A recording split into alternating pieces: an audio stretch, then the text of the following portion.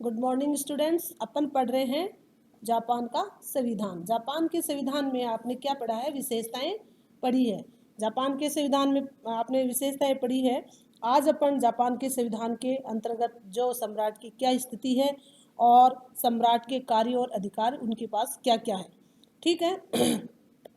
तो आपने ब्रिटेन का संविधान पढ़ा था, उसमें भी क्या पढ़ा था कि सम्राट राजा जो क्या है, नामात्र की उसके पास शक्ति है। वास्तविक जो शक्ति है वो मंत्रिमंडल में ही निहित है, ठीक है। वहाँ पे प्रधानमंत्री अलग अलग विभागीय अनुसार मंत्रिमंडल का गठन करता है और फिर उसके बाद में वो कार्य को संचालित करवाता है। तो इसी प्रकार से अपन सम्राट के जापान के जो सम्राट है उनकी स्थिति और उनका अधिकार और कार्य के बारे में आज अपन चर्चा करेंगे।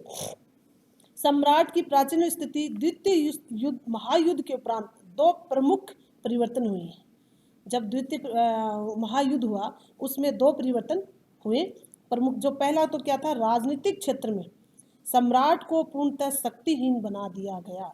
पहले क्या था, जो सारी शक्ति थी वो राजा में ही निहित हुआ करती थी, लेकिन जब द्वितीय महायुद्ध हुआ उसमें परिवर्तन कर दिया गया और सबसे पहला जो राजनीतिक क्षेत्र के रूप में जो परिवर्तन किया गया वो था कि राजा को यानी सम्राट को शक्तिहीन बना दिया गया। वर्तमान संविधान के अंतर्गत सम्राट केवल राज्य और जनता की एकता का चिन्ह रह गया है। संप्रभुता जनता में निहित है और सम्राट का अस्तित्व जनता की इच्छा पर आधारित है। राजनीतिक क्षेत्र में सम्राट को प्राय सभी शक्तियों से वंचित कर दिया गया है, यानी कोई भी प्रकार की शक्ति सम्राट के अंदर निहित नहीं बताई गई है। दूसरी जो स्थिति थी वो सम्राट की स्थिति पहले वैदिक थी, जिसका मानवीकरण किया गया है। नए संविधान लागू होने के बाद सम्राट को मानवीय बनाने तथा उसकी लोकप्रियता बढ़ाने का कार्य जोरों से शुरू हुआ है, ठीक है। तो यही है कि कहने का मतलब यही है कि क्या स्थिति थी पहले राजा की और आज कैसी स्थिति है। इसी प्रकार से कि राजनीतिक क्षेत्र के सम्राट में क्या है, शक्तिहीन उसको वंचित कर दिया गया है। संविधान यह घोषणा करता है कि सम्राट को शासन संबंधी शक्तियां प्राप्त नहीं होंगी, यानी शासन के संबंधित कोई भी शक्ति है वो सम्राट को प्रदान नहीं की जाएगी तथा वह राज्य के संबंध में केवल उन्हीं कार्यों को करेगा जो कि इस संविधान में वर्णित है। यानी संविधान के अलग हटके किसी भी कार्य को संचालित सम्राट नहीं कर सकता। संविधान के तृतीय अनुच्छेद में कहा गया है, यानी तीसरे अनुच्छेद में कहा गया है कि राज्य के समस्त मामलों में सम्राट के लिए मंत्रिमंडल की सलाह तथा स्वीकृति आवश्यक होगी। जैसे आपने पढ़ा है कि ब्रिटेन के संविधान में भी पढ़ा है कि सम्राट के अंदर जो वास्तविक शक्ति है वो निहित न होकर किसमें, मंत्रिमंडल में ही बताई गई है। उसी प्रकार से आप जापान का जो संविधान पढ़ रहे हो उसी के अंदर भी क्या बताया गया है कि सम्राट मंत्रिमंडल की सलाह की स्वीकृति की आवश्यकता होगी, यानी अपनी इच्छा के अनुसार किसी भी कार्य को संचालित नहीं करेगा। उसमें क्या होगा, मंत्रिमंडल की स्वीकृति आवश्यक बताई गई है। इन उपबंधों से यह स्पष्ट हो रहा है कि अब जापान का सम्राट ब्रिटिश राजा की भांति पूर्णतः एक वैधानिक शासक है, ठीक है, एक नामात्र का शासक है और वास्तविक जो शक्ति है वो मंत्रिमंडल में ही निहित बताई गई है। 1 जनवरी 1946 को सुप्रसिद्ध शाही घोषणा में सम्राट हिरोहितो ने स्वयं लोकतंत्रीकरण को स्वीकार किया था। अब इसमें उनका क्या अधिकार वगैरह कि वर्तमान संविधान के अनुसार सम्राट राज्य और जनता की एकता का चिन्ह है, ठीक है ना। वर्तमान संविधान के अनुसार यानी जो संविधान चल रहा है वो क्या है, सम्राट राज्य और जनता की एकता का चिन्ह है।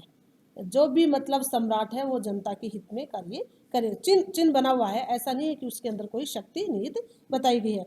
उसका अस्तित्व जनता की इच्छा पर आधारित है और संप्रभुता जनता में निहित है।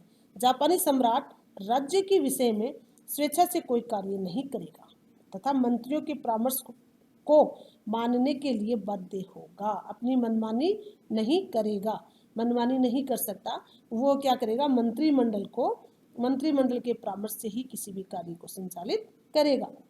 सम्राट के कार्यों के लिए मंत्रिमंडल उत्तरदायी होगा, यानी सम्राट का जो भी कोई कार्य होगा तो उसका जो उत्तरदायित्व बताया गया है वो मंत्रिमंडल बताया गया है। मंत्रिमंडल के परामर्श के अनुसार ही आगे का कार्य संचालित किया जाएगा।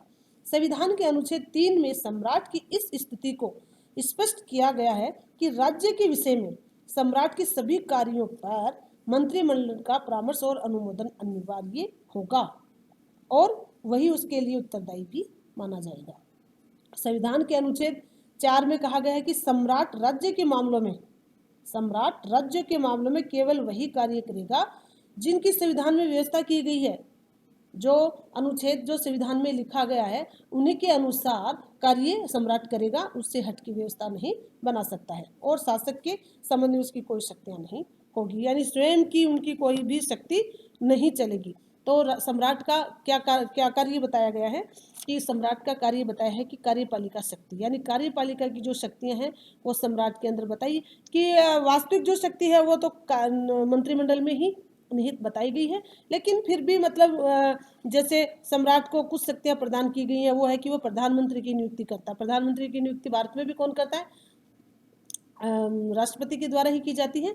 तो वैसे ही प्रधानमंत्री की जो नियुक्ति करेगा वो सम्राट के द्वारा ही की जाएगी। प्रधानमंत्री कौन होगा इनका निश्चय डाइट करती है और सम्राट तो केवल क्या करता है? औपचारिकता ही करता है। सम्राट के द्वारा औपचारिकता ही निभाई जाती है।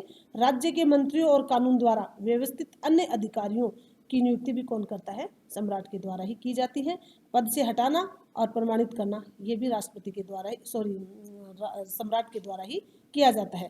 राजदूतों और मंत्रियों की शक्तियां एवं प्रमाण पत्रों को प्रमाणित करना और ये शक्ति सम्राट की बताई गई। सम्मान के स्रोत के रूप में सम्राट सम्मान सूचक उपाधियां प्रदान करता है और पुष्टिकरण आलेखों और कानून द्वारा व्यवस्थित अन्य कूटनीतिक आलेखों को सम्राट प्रमाणित करता है।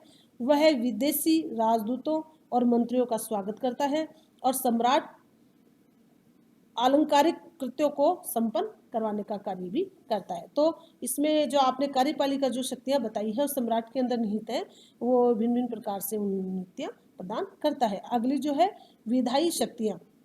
जापान के सम्राट को विधायी क्षेत्र में शक्तियां प्राप्त है, तो वह सम्राट डाइट में क्या, यानी संसद में क्या सत्र बुलाता है। कार्यपालिका की समाप्ति प्रधानमंत्री की सिफारिश पर प्रतिनिधि सभा को भंग करने का भी अधिकार सम्राट को बताया गया है।